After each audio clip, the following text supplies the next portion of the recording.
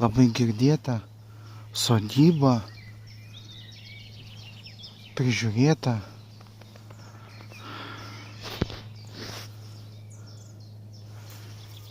Šimtametė.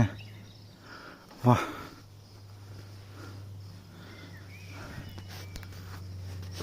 Du šimtai metė.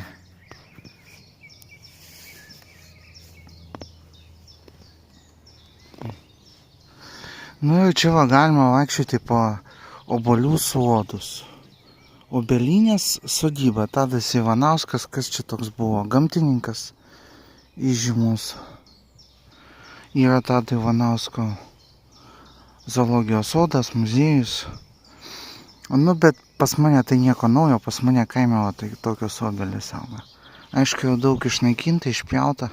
Čia kažkoks parkas. Yra parkas, kavinė. O, čia kaip botanikos sodas, nėra gražiesi. Va. Čia vėliavos. Kas čia maumedžiai? Medžių. Žodžiu, gražu.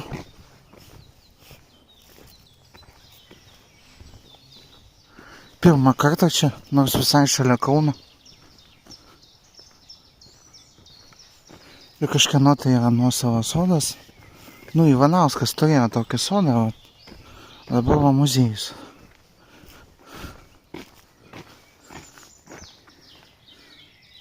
Žiemė mažoji.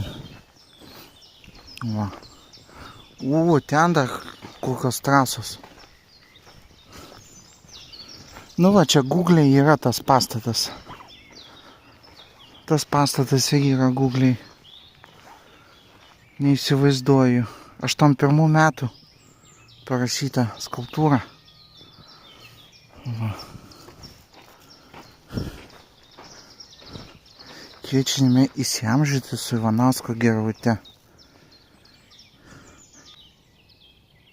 Ai, čia gyvas buvo gyva, o čia jau statula. Aišku.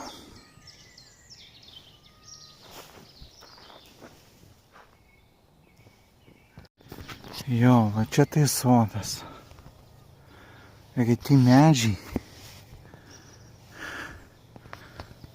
Na, aišku, va. Pavyzdžiui, va, tos pušys.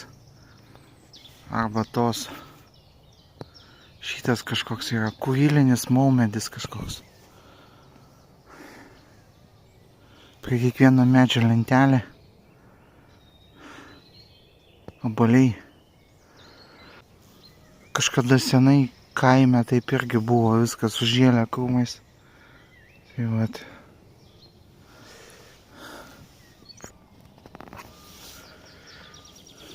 Tom obelim jau kokį 100 metų tai tikrai bus. Va, kas čia per žegeliai?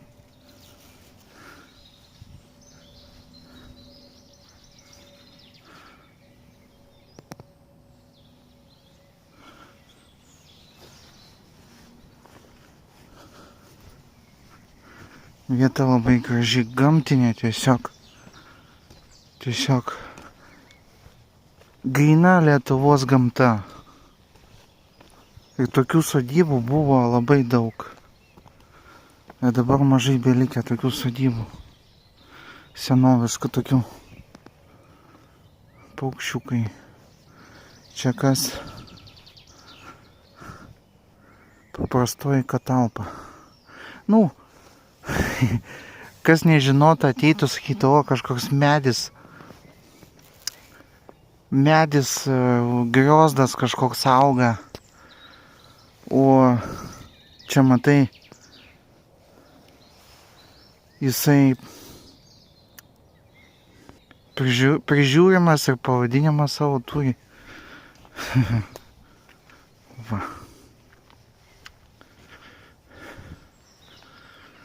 Tado Ivanausko sodelis. Ko dar čia trūksta? Aš nežinau, ko čia dar trūksta. Čia nieko netrūksta, tiesiog. Gal kad ramiau būtų, nebūtų tų mašinų triukšmo. Nu kada bus mašinos elektrinės jau visos, tai ir nebus. Bus mažiau to triukšmo.